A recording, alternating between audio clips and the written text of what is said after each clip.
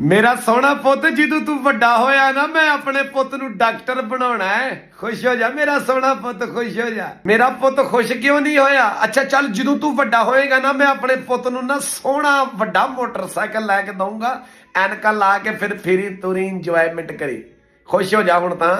ਬੜਾ ਵੀ ਮਾਂ ਵਰਗਾ ਢੀਠ ਆ, ਅਜੇ ਵੀ ਖੁਸ਼ ਨਹੀਂ ਹੋਇਆ। ਅੱਛਾ ਚਲੋ ਮੈਂ ਤੈਨੂੰ ਨਾ ਜਦੋਂ ਤੂੰ ਵੱਡਾ ਹੋਏਗਾ ਤੈਨੂੰ ਸੋਹਣੀ ਕੋਠੀ ਬਣਾ ਕੇ ਦੇਣੀ, ਉਹਦੇ ਵਿੱਚ ਨੱਚੀ ਕੁੱਦੀ ਗਾਈ ਖਾਈ ਪੀਵੀਂ। ਹੁਣ ਹੋ ਜਾ ਖੁਸ਼।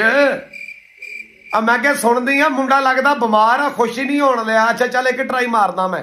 ਅੱਛਾ ਜਦੋਂ ਤੂੰ ਵੱਡਾ ਹੋਇਆ ਨਾ ਆਪਣੇ ਸੋਹਣੇ ਪੁੱਤ ਨੂੰ ਸੋਹਣੀ ਕੁੜੀ ਪੋਪਟ ਬੱਚੀ ਲੈ ਕੇ ਦੇਣੀ, ਉਹਦੇ ਨਾਲ ਫਿਰ ਫਿਰੀ ਤੁਰੀ ਭੁੰਡੀ ਕਰੀ ਇੰਜੋਏ ਕਰੀ। ਹੈ ਤੇਰੀ ਖੈਰ ਹੋ ਗਈ ਹੈ ਸਾਦ ਵੱਡਾ ਭੁੰਡ ਬਣ ਸੇ ਵੱਡਾ ਹੋ ਕੇ। 13 ਤਰੀਕ ਨੂੰ ਸਕੂਲ ਖੁੱਲਣੇ ਆ ਨਾ, ਜਦੋਂ ਕਹਿਣਾ ਨਾ ਸਕੂਲ ਜਾਓ ਤੇ ਇਹਨਾਂ ਨੂੰ ਗੱਜ ਪੈਣੇ ਤੇ ਸ਼ਾਦੀ ਦੇ ਨਾਂ ਤੇ ਵੇਖ ਕਿੱਡਾ ਖੁਸ਼ ਹੋਇਆ ਚਿੱਬੜ ਦੇ ਮੂੰਹ ਵਾਲਾ।